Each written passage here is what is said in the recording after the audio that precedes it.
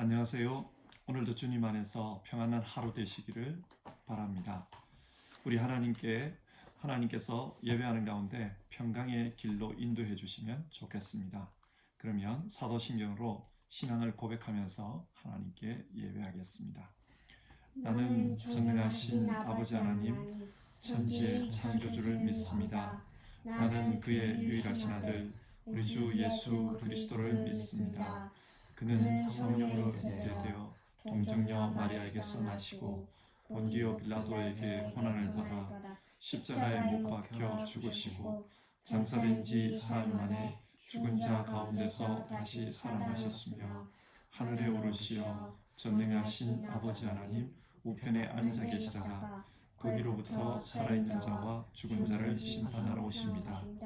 나는 성령을 믿으며 거룩한 공교회와 성도의 교제와 죄를 용서받는 것과 몸의 부활과 영생을 믿습니다. 아멘. 찬송가 383장, 옛날 찬송가로는 433장 눈을 들어 산을 보니, 우리 1절 부르고요. 같이 기도하겠습니다.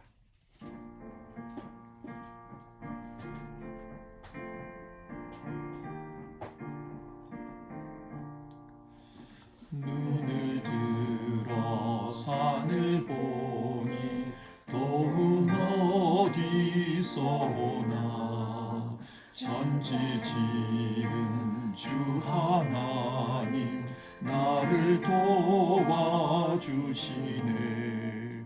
나의 발이 실족하게 주가 깨어 지키며 택한 백성 항상 지켜 길이 보호하시네.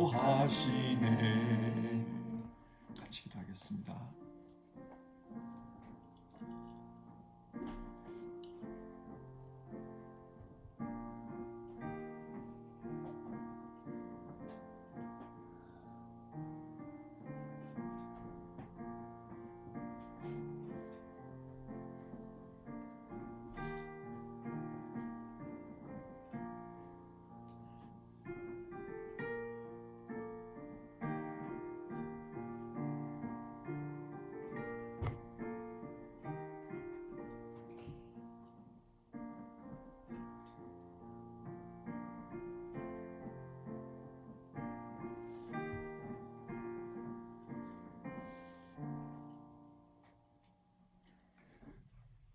하나님, 오늘도 우리에게 예배할 수 있는 환경을 허락해 주시고 또 믿음을 주셔서 감사를 드립니다.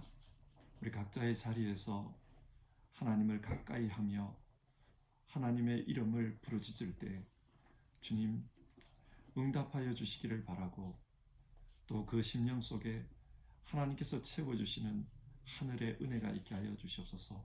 그래서 하루를 살아갈 때 주님이 공급해 주시는 그 은혜로, 그 말씀으로 능력 있게 살아가는 우리 성도님들 다 되게 하여 주시옵소서.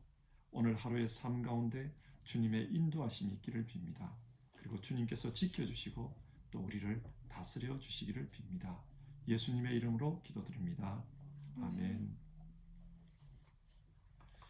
오늘 함께 읽으실 성경 말씀은 요한복음 21장 1절부터 14절까지 말씀입니다. 요한복음 21장 1절에서 14절입니다.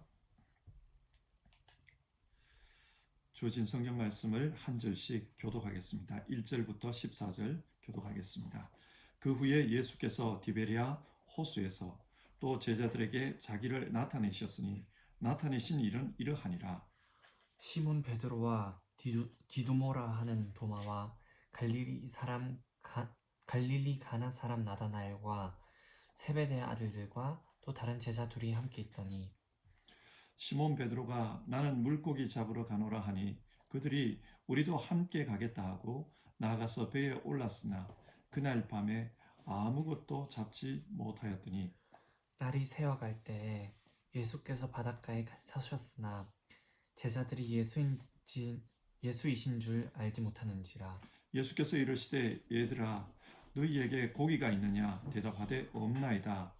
이르시되 그물을 배 오른편에 던지라.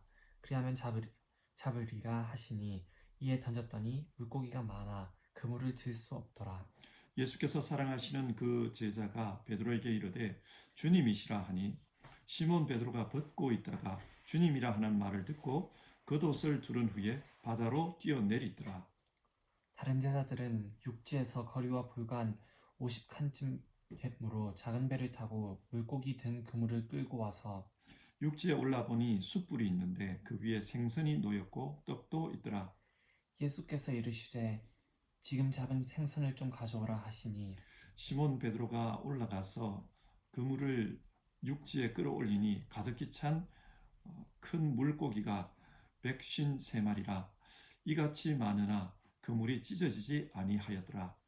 예수께서 이르시되 와서 조간을 먹으라 하시니 제자들이 주님이신 줄 아는 고로 당신이 누구냐 감히 묻는 자가 없더라. 예수께서 가셔서 떡을 가져다가 그들에게 주시고 생선도 그와 같이 하시니라. 이것은 예수께서 죽은 자 가운데서 살아나신 후에 세 번째로 제자들에게 나타나신 것이라. 아멘. 사도 요한이 복음서를 기록할 당시 교회 상황은 상당히 어려웠습니다. 그것을 어떻게 알 수 있는가? 요한복음 15장을 보면 박해에 대한 말씀이 나옵니다. 사람들이 나를 박해하였은즉 너희도 박해할 것이요. 사람들이 주님을 믿는 사람들을 박해할 것이라고 합니다. 그리고 16장 사람들이 너희를 출교할 뿐 아니라 때가 이르면 물은 너희를 죽이는 자가 생각하기를 이것이 하나님을 섬기는 일이라 하리라. 출교와 죽이는 일에 대한 말씀도 나옵니다. 사도 요한이 기록한 요한계시록을 보면 이런 박해의 상황을 더 자세히 알 수 있습니다. 당시 교회는 예수님을 믿는다는 이유 때문에 많은 어려움을 당하고 있었습니다. 자, 이런 상황에서 성도들은 어떻게 신앙했을까요? 어제 살펴보았습니다만 사도 요한이 요한복음을 기록한 이유가 예수님을 믿고 생명을 얻게 하기 위해서라고 했습니다. 이 말을 뒤집어 보면 당시 사람들이 예수님을 잘 믿지 못하고 있었다는 뜻이 됩니다. 박해의 상황 속에서 많은 이들이 영적 어둠을 경험하고 있었습니다. 그래서 사도 요한은 이 요한복음을 기록함으로써 그들의 신앙을 붙들어 주고자 했습니다. 예수님을 믿고 영생을 얻으라. 요한복음 21장은 당시 교회의 이런 상황과 연관이 있습니다. 그래서 우리는 요한복음 21장을 읽으면서 당시 상황 속에서 오늘 본문을 이해하는 것이 중요합니다. 예수님 당시의 상황과 훗날 요한이 복음을 전하는 상황, 그 상황을 성경 속에서 오버랩 시켜서 이야기하는 것이 많기 때문입니다. 자, 그러면 오늘 본문을 살펴보겠습니다. 14절입니다. 이것은 예수께서 죽은 자 가운데서 살아나신 후에 세 번째로 제자들에게 나타나신 것이니라. 오늘 본문은 부활하신 주님께서 세 번째로 제자들에게 나타난 이야기입니다. 그런데 오늘 본문 1절을 보면 1절에서도 나타나다라는 단어가 반복해서 사용되고 있습니다. 1절, 또 제자들에게 자기를 나타내셨으니 나타내신 일은 이러하니라. 14절에서도 나타나다. 1절에서도 나타나다. 여기서 나타나다라는 말은 헬라어로 파네에로라는 단어인데요. 이것은 주님께서 자기 스스로를 계시하셨다, 그런 의미입니다. 1절과 14절 처음과 마지막에 이 단어를 반복해서 사용하는 것을 보아서 오늘 본문은 예수님께서 자기 자신을 계시해 주신 것, 그것에 대한 말씀입니다. 자, 예루살렘에서 부활하신 예수님을 만난 제자들은 그 후에 어디로 갔다고 합니까? 오늘 본문을 보면 디베리아 호수입니다. 이 디베리아 호수는 우리가 잘 아는 갈릴리 호수의 다른 이름입니다. 그러면 이들이 왜 갈릴리 호수로 간 것일까요? 3절을 보면 물고기 잡기 위해서라고 말씀합니다. 왜 물고기를 잡으러 갔는가? 요한복음 20장 21절에서 부활하신 예수님은 제자들에게 사명을 주셨습니다. 아버지께서 나를 보내신 것 같이 나도 너희를 보내노라. 이제 세상으로 가서 십자가에서 우리 죄를 용서하신 그 주님의 속죄의 복음을 전하라. 그렇게 사명을 주셨습니다. 그런데 이들은 이 복음을 전하지 않고 왜 갈릴리 호수로 갔을까요? 사도행전 1장에 따르면 부활하신 주님은 부활 후에 40일 동안 제자들과 함께 계셨습니다. 그리고 제자들에게 하나님 나라의 일을 가르쳤습니다. 그런데 예수님께서 매일 제자들과 함께 계시지는 않았던 것 같습니다. 그러니까 오늘 본문을 보면요. 부활 후에 긴 시간이 지났는데 그때 세 번째로 주님을 만났다고 해요. 이런 상황에서 제자들은 주님이 자기들에게 말씀하신 그 사명 때문에 굉장히 힘들었던 것 같습니다. 복음을 전하라고 하는데 어디로 가서 전해야 할지 또 어떻게 전해야 할지 막막했을 것입니다. 그리고 당시 상황은 유대인들의 위협이 있을 때입니다. 예수님을 죽인 그 유대인들이 예수의 잔당도 제거하자 그렇게 했을 겁니다. 그래서 이들은 예루살렘에 숨어 있었습니다. 그리고 이제는 그곳을 빠져나와서 자신들의 생계 현장이었던 갈릴리 호수로 온 겁니다. 근데 여러분, 본문 2절을 보십시오. 여기에는 그 당시 함께했던 7명의 제자들이 나옵니다. 예수님의 제자는 모두 12명인데 한 명 가룟 유다를 빼고 나면 11명이 남아 있었을 겁니다. 그런데 7명, 그러면 나머지 4명은 어디에 갔을까요? 그리고 이 7명 중에 5명은 이름이 나오고 누구인지 알 수 있습니다. 하지만 나머지 2명은 알 수 없습니다. 누군지 알 수 없어요. 이것이 무엇을 말할까요? 요한은 왜 이렇게 성경을 기록하고 있을까요? 이 부분을 당시 교회의 상황에서 이해해 봐야 합니다. 초대교회 당시 7이라는 숫자는 교회를 상징합니다. 예를 들어 사도행전 6장에 초대 예루살렘 교회의 일꾼이 7명이었습니다. 누굽니까? 7 집사입니다. 그리고 요한계시록 1장을 보면 소아시아의 7 교회가 나옵니다. 그리고 그 7 교회 이야기를 하면서 7 금촛대와 7 별 이야기를 합니다. 이처럼 요한은 당시 교회를 7이라는 숫자를 통해 표현하고 있습니다. 그러니까 오늘 본문에 나오는 7 제자 역시 당시 교회를 상징한다고 볼 수 있습니다. 그 초대교회 안에는 우리가 잘 아는 사도들도 있었을 거예요. 그리고 그 사도들에 의해서 복음을 전달받은 성도들이 있습니다. 아마 요한이 요한복음을 기록할 당시에는 사도들은 다 죽었을 것이고 그 사도들 또 그 제자들에 의해서 복음을 전해들은 그런 성도들이 있었습니다. 굳이 말하자면 복음의 2세대들입니다. 요한복음 10장에서 예수님은 나는 선한 목자라 그렇게 말씀하시면서 내 양은 내 음성을 안다고 했습니다. 그리고 주님은 우리의 들지 아니한 다른 양들이 내게도 있어 내가 인도해야 할 터이니 그들도 내 음성을 듣고 한 무리가 되어 한 목자에게 있으리라 그런 말씀을 하셨습니다. 여기서 우리의 들지 아니한 다른 양이 있다고 했어요. 그들이 누구일까요? 예수님을 직접 보지는 못했지만 사도들을 통해 복음을 전해 듣고 예수님을 믿는 사람들입니다. 그래서 오늘 본문 2절에서는 이름을 알 수 없는 다른 제자 둘을 이야기합니다. 이 다른 제자 둘이 누구냐? 바로 나중에 복음을 듣고 예수님을 믿게 된 그 사람들입니다. 그러니까 지금 7 제자는 초대교회를 의미합니다. 사도들이 전도했던 교회 뿐만 아니라 그 사도들의 전도를 받았던 사람들, 사도들이 죽고 난 다음에 신앙생활하는 사람들, 그 사람들을 의미합니다. 그 교회를 의미합니다.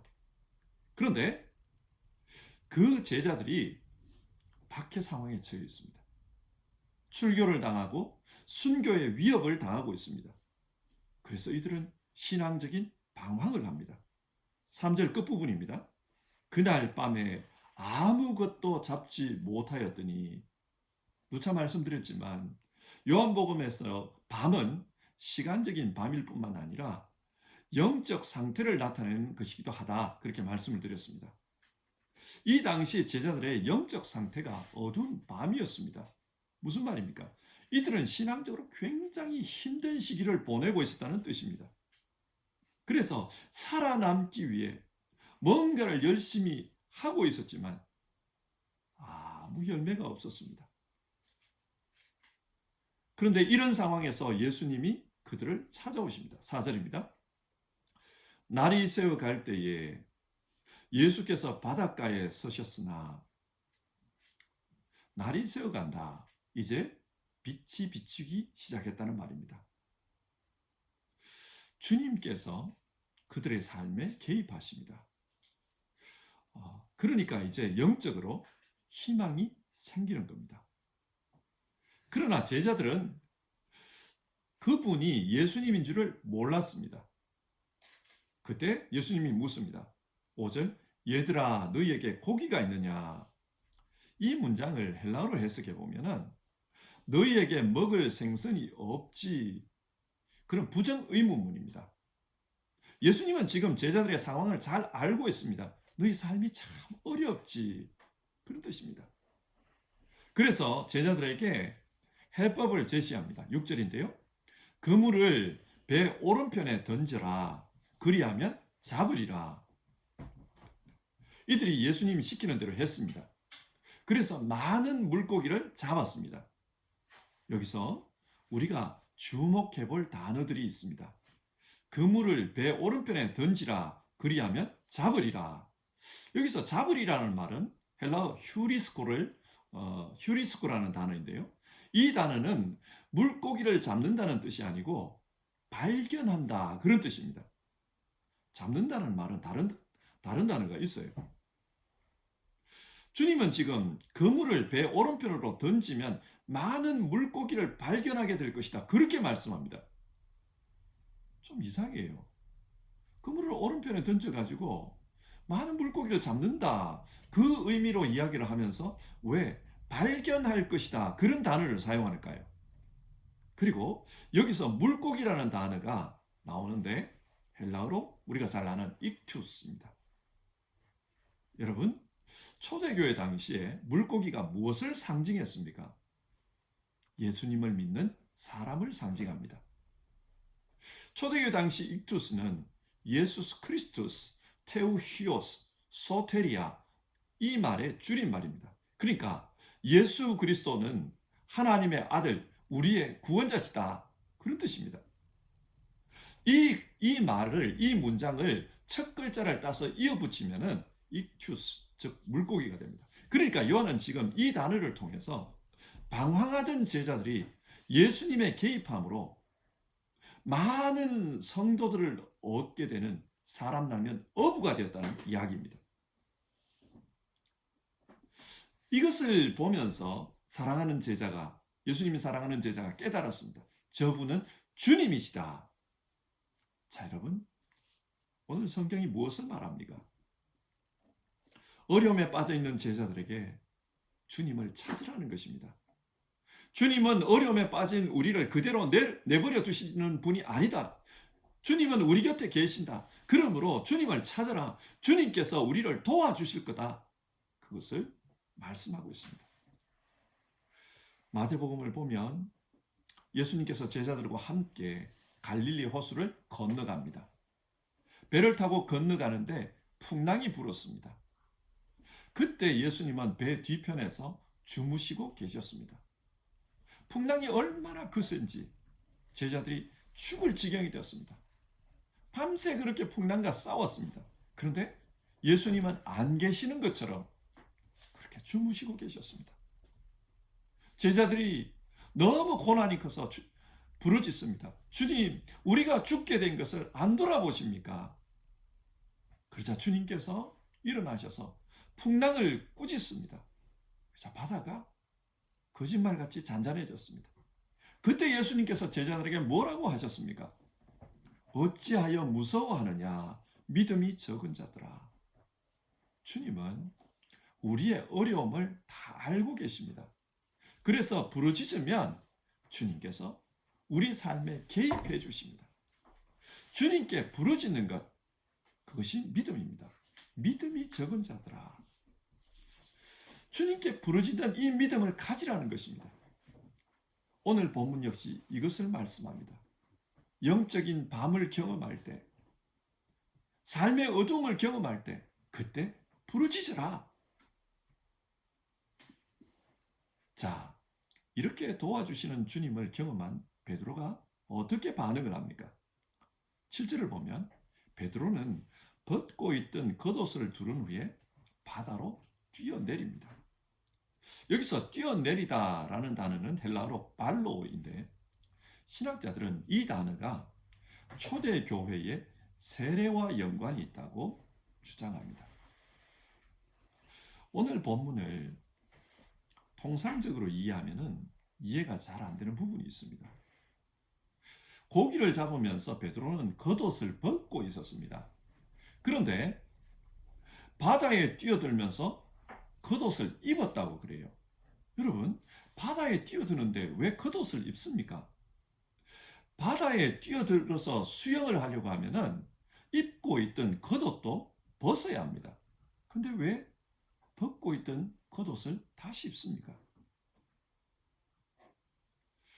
신학자들은 초대교회 세례가 물에 잠기는 침례였기 때문에 오늘 본문은 이것에 대한 묘사다, 그렇게 이해를 합니다. 세례를 받을 때 옷을 입지 않습니다. 그리고 11절을 보면 베드로가 다시 배에 오르는 장면이 나옵니다. 여기서 배에 오르다, 이 동사는 아나바이노라는 단어인데요. 이 단어 역시 세례를 받을 때 물에 잠겼다가 올라오는 것을 가리킵니다. 그러니까 오늘 본문에서 베드로의 행동을 통해 보여주는 것은 세례입니다. 여러분, 세례가 무엇입니까? 로마서 6장에서 바울 사도는 세례는 우리가 예수 그리스도와 함께 십자가에서 죽고 예수 그리스도와 함께 다시 사는 것이라고 했습니다. 그러므로 세례는 이제 나는 죽고 내 안에 그리스도께서 사신다, 그것을 선언하는 것입니다. 그게 세례입니다. 자, 여기서 오늘 성경이 무엇을 말씀하는지를 생각해 봅시다. 우리 삶에 예수님이 함께 하신다. 내가 그것을 알아보지 못했을 뿐 주님께서 함께 하신다. 그랬을 때 제자들은 어떻게 반응해야 하는가? 주님이 나와 함께 하신다는 것을 알았을 때 어떻게 반응해야 하는가? 이제 나는 죽고 내 안에 그리스도께서 다시 사셨다. 나는 그리스도로 사는 사람이다. 그것을 고백하라는 것입니다. 이것을 다르게는 자기 부인입니다. 신앙은 자기를 부인하는 것입니다. 우리는 살면서 나는 이제 새로운 사람이 되었다, 그런 느낌이 들 때가 있습니다. 은혜를 받았을 때 나는 예수님으로 새롭게 산다, 그런 느낌이 듭니다. 그런데 시간이 지나면 어떻습니까? 어떤 부분에 와보면은 여전히 나는 형편없는 부분이 있구나, 그런 느낌이 들어요. 왜 그렇습니까? 우리가 목표로 하는 신앙은 그리스도의 장성한 분량에까지 이르는 것입니다. 그리스도의 장성한 분량에까지 성장하는 것, 그게 우리 신앙의 목표입니다. 따라서 그 성장에는 끝이 없습니다. 이 세상에서는 우리는 죽는 그날까지 계속해서 그리스도의 장성한 분량에까지 성장해야 합니다. 그러므로 신앙 속에서 성장이라는 것은 우리의 삶에 있어서 한 과정입니다. 내가 새로워졌다고 생각하고 영원히 새로워졌다 그렇게 생각하면 돼요. 새로워졌더라도 또 어떤 부분에서 보면은 나의 미흡함이 보입니다. 그래서 우리는 날마다 죽고 날마다 그리스도로 새롭게 살아야 합니다. 그래서 우리는 그리스도의 장성한 분량에까지 이르는 그런 삶을 사려고 목표로 하고 달려가야 합니다. 그래서 매 순간마다 자기를 부인하고 나는 죽고 내 안에 그리스도께서 사신다. 그것을 실천하는 것이 중요합니다. 성경은 지금 이것을 말씀합니다. 정말 주님이 내 삶에 개입하셔서 내 삶을 인도해 주신다고 믿는다면 이제부터 나는 어떻게 살아야 하는가? 나는 죽고 내 안에 그리스도께서 사신다. 날마다 그것을 실천하라는 것입니다. 그리고 이어서 베드로가 육지에 올라가 보니까 그 상황이 어땠습니까?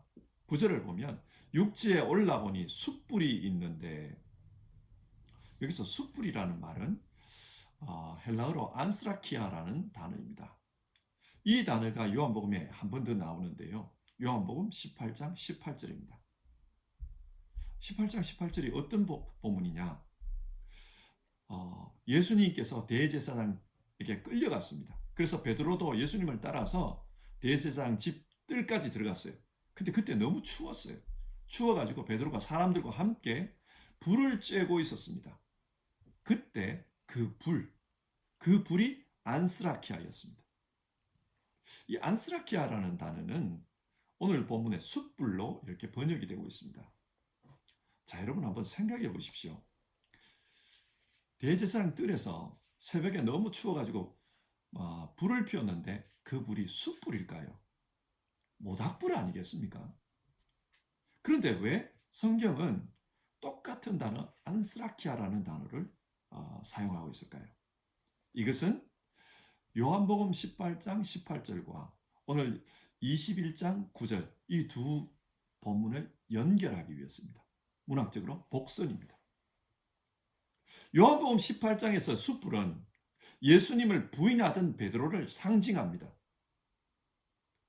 그렇기 때문에 예수님의 부활을 경험한 이후에도 베드로는 심적으로 괴로웠던 것 같아요. 낙심했습니다. 왜냐? 나는 예수님을 부인한 사람이다. 내가 무엇이 간데 주님의 제자로 살 수 있나? 얼마나 보잘것없는 인간인가? 나 같은 게 뭘 할 수 있나? 내가 무슨 소명을 행할 수 있나? 그런 생각을 했던 것 같아요. 그런데 예수님은 그런 베드로를 위해서 숯불을 준비하시고 거기에 생선을 굽고 또 떡을 준비해 주십니다. 그러니까 요한복음 21장에서 이 숯불은 예수님의 사랑입니다. 베드로의 신앙이 회복되기를 원하시는 예수님의 마음입니다. 너는 이것을 먹고 새 힘을 내라. 그 말씀입니다. 요한복음 6장에 오병이어의 장면이 나옵니다. 사람들은 이 오병이어를 보고 흥분했습니다. 열광했습니다. 그래서 예수님을 따라갑니다. 그러나 예수님은 그 사람들을 보면서 썩을 양식을 위해 일하지 말고 영생하도록 있을 양식을 위하여 일하라. 그렇게 했습니다. 그러자 사람들이 묻습니다. 영생하도록 있을 양식이 무엇입니까? 예수님은 자기 몸을 먹으라 그랬어요. 자기 몸이 생명의 떡이라고 했습니다. 사람들이 이해를 못합니다. 십자가에 못 박혀 돌아가시는 그 예수님의 몸이 생명의 양식이라 이해를 못했어요. 그러나 요한은 이 요한복음을 기록하면서 이 오병이어 사건을 성찬식으로 묘사를 합니다. 오늘 본문 10절부터 13절에 나오는 동사들하고 요한복음 6장에 나오는 동사들을 비교해 보면요. 사용된 동사가 아주 유사합니다. 이것이 의미하는 것은 오늘 본문 역시 성찬식의 의미라는 것입니다. 무슨 말입니까? 지금 예수님께서는 베드로에게 떡과 생선, 보리떡 5개, 생선 2마리, 오병이어 그것을 이렇게 묘사하고 있는데 이 떡과 생선 역시 예수님의 성찬의 의미라는 겁니다. 주님의 몸을 의미합니다. 예수님께서 십자가에서 그 몸을 희생하셨습니다. 피 흘려 주셨습니다. 그래서 베드로에게 그걸 생각하면서 너는 회복해라. 주님의 몸, 그 양식을 먹고 너는 회복해라. 그 말씀입니다. 이것이 무엇을 의미합니까? 요한 사도가 복음을 전할 당시에도 많은 제자들이 박해 때문에 예수님을 부인하는 일들이 있었습니다. 마치 베드로가 예수님을 부인했듯이 그렇게 주님을 부인하고 교회를 떠나버렸습니다. 그러나 그들의 심령은 편치 않았을 거예요. 그런 사람들을 향해서 요한이 호소하고 있는 것입니다. 예수님께서도 신앙을 부인한 베드로를 찾아오셨다. 그리고 마치 성찬식 때에 떡을 떼어 주시듯이 떡과 고기를 주시면서 회복하라고 하셨다. 그러니 너희들도 그 말씀에 의지해서 신앙의 회복을 이루어라. 주님은 꾸짖는 분이 아니시다. 주님은 베드로에게 따뜻한 아침을 준비해 주고 계시던 분이셨다. 그 말씀을 하면서 회복을 권면합니다. 자, 이렇게 회복한 결과 어떤 일이 벌어집니까? 11절을 보면 그때 잡은 물고기의 수가 153마리라. 이 숫자가 무엇을 의미하는지에 대해서는 교회사 속에서 아주 다양한 의견들이 있었습니다. 그 의견들이 다 충돌하기 때문에 정확하지 않아요. 그러나 오늘 본문에서 보면 이 153이라는 숫자는 많은 물고기를 잡았다, 그 의미입니다. 11절에서 물고기라는 이 단어 역시 익투스입니다. 예수님을 주님으로 고백하는 그리스도인을 상징합니다. 그러니까 이런 말이죠. 그 후 초대교회에서 그 베드로를 통해 예수님께서 어떻게 역사하셨는지를 너희도 들어서 알고 있지 않느냐. 그 베드로는 초대교회에서 사람 낚는 어부가 되었다. 그러니 너희도 다시 회복한 후에 베드로처럼 그런 사람이 되어라. 그 말씀입니다. 자, 오늘 말씀을 정리해 봅시다. 요한은 자기 시대의 제자들에게 부활절 이후 사도들이 경험했던 이야기를 들려주고 있습니다. 사도들 역시 신앙 때문에 많은 어려움을 겪었고, 그래서 주님이 주신 사명을 잊어버리고 갈릴리 호수에서 물고기 잡으며 지냈습니다. 그때 예수님께서 찾아오셨습니다. 지금까지 인생의 의미를 찾지 못해 방황하고 있는 그 제자들에게 찾아오셨습니다. 뭔가를 열심히 하지만 인생이 허무한 그들에게 찾아오셔서 만나주시고 삶을 회복해 주셨습니다. 그 이후 사도들은 마치 세례를 받듯이 내가 죽고 내 안에 그리스도께서 사시는 그런 삶을 살았습니다. 그리고 성찬식을 하듯이 절망의 자리에서 예수님 사랑, 예수님의 희생을 먹고 다시 일어섰습니다. 십자가 믿으며 그 십자가에서 내 죄를 다 용서하시고 나 같은 부인한 나 같은 이런 죄인을 위해서 피 흘려 주셨다. 그거 믿고 다시 일어섰던 겁니다. 그래서 사도들은 많은 그리스도인들을 취하는 사람 낚는 업으로 살게 되었다. 153. 많은 사람을 취했다. 왜 이런 이야기를 합니까? 요한 사도 시대의 제자들 역시 그렇게 살기를 원하는 것입니다. 어쩌면 이 말씀은 우리를 향한 말씀이기도 합니다. 여러분, 혹시 여러분도 신앙생활을 하고 있지만 삶의 비전을 잃어버렸습니까? 예수님을 믿지만 어디로 가야 할지, 무엇을 해야 할지 삶이 막연하다 그렇게 느낄 때가 있습니까? 그렇다면 우리 역시 우리 삶 속에 가까이 계시는 그 주님께 부르짖어야 합니다. 영적 매너리즘을 겪으며 삶의 목적을 잃어버린 그런 경우도 우리에게는 종종 있습니다. 신앙생활이 아무 의미 없이 느껴지는 그런 영혼의 밤을 겪을 때도 있습니다. 그리고 정말 세상을 열심히 살면서 부지런히 뭔가를 하는데 인생이 허무하고 잡은 것이 아무것도 없는 것처럼 느껴지는 그런 경우도 있습니다. 우리에게 그런 상황이 찾아온다면 우리가 바로 요한복음 21장의 제자들의 상황이라는 것을 기억했으면 좋겠습니다. 이런 상황에 대해서 성경이 제시하는 답은 분명합니다. 부르짖는 것입니다. 우리의 삶 가까이에 계시는 그 주님께 부르짖어야 합니다. 그리고 그 주님과 함께 살아야 합니다. 우리의 신앙생활은 내가 죽고 내 안에 그리스도께서 사는 것이 되어야 합니다. 주님의 말씀을 내 영혼의 양식으로 삼고 그렇게 하루하루를 사는 것이 되어야 합니다. 여러분, 우리의 삶을 돌아보면서 우리 같이 찬송하고 기도해 봅시다. 우리도 이렇게 살기를 우리 같이 찬송하고 기도해 봅시다. 찬송가 540장입니다. 540장, 옛날 찬송가 219장인데요. 우리 1절 부르고 같이 기도하는 시간 가지겠습니다.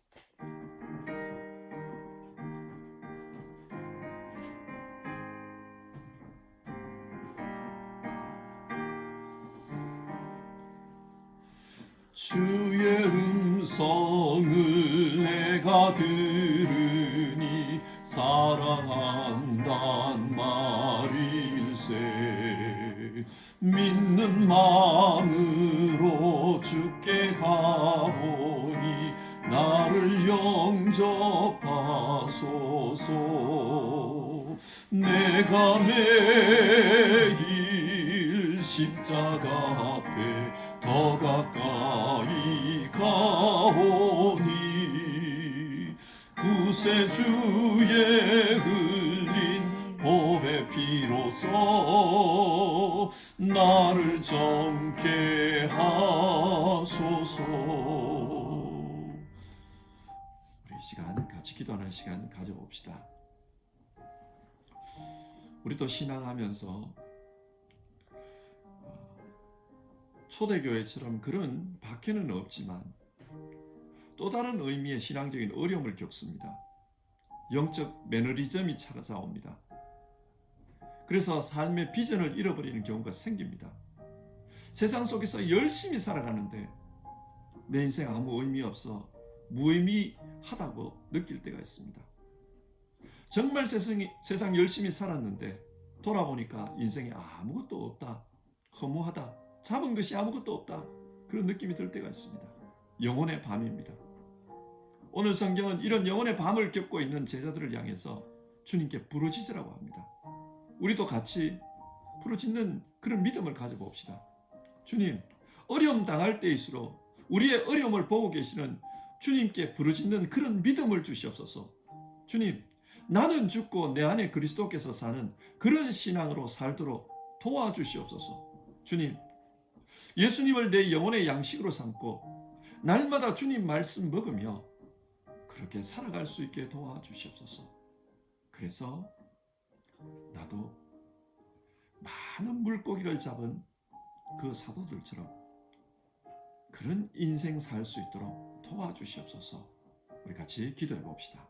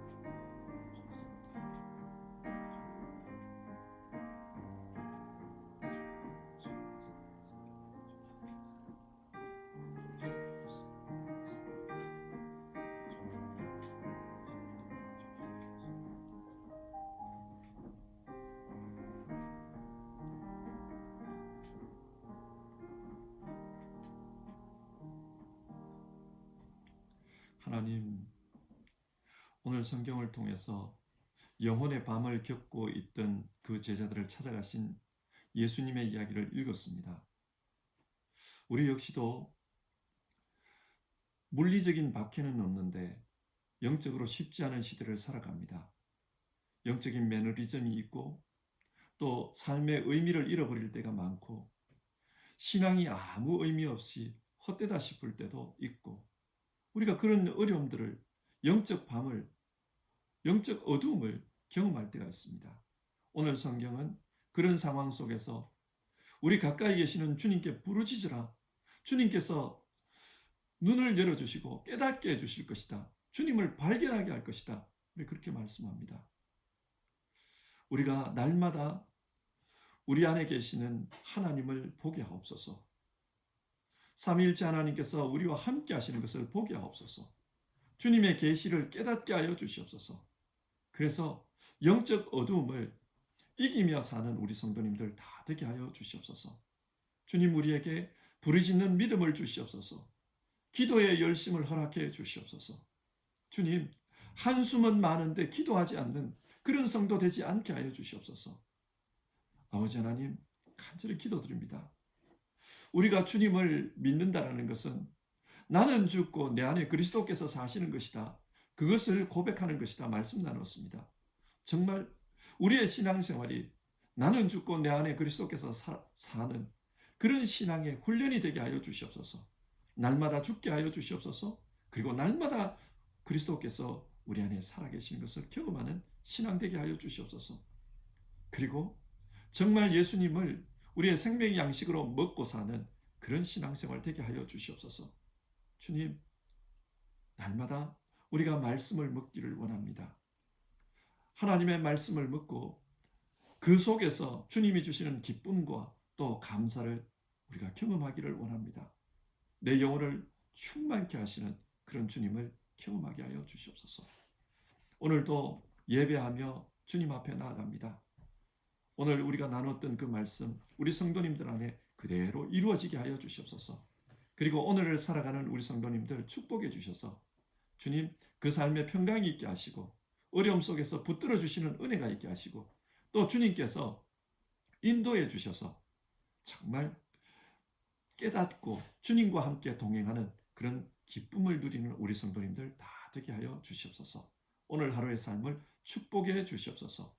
귀하신 예수님의 이름으로 기도드립니다. 아멘. 하늘에 계신 우리 아버지, 아버지의 이름을 거룩하게 하시며 아버지의 나라가 오게 하시며 아버지의 뜻이 하늘에서와 같이 땅에서도 이루어지게 하소서. 오늘 우리에게 일용할 양식을 주시고 우리가 우리에게 잘못한 사람을 용서하여 준 것 같이 우리 죄를 용서하여 주시고 우리를 시험에 빠지지 않게 하시고 악에서 구하소서. 나라와 권능과 영광이 영원히 아버지의 것입니다.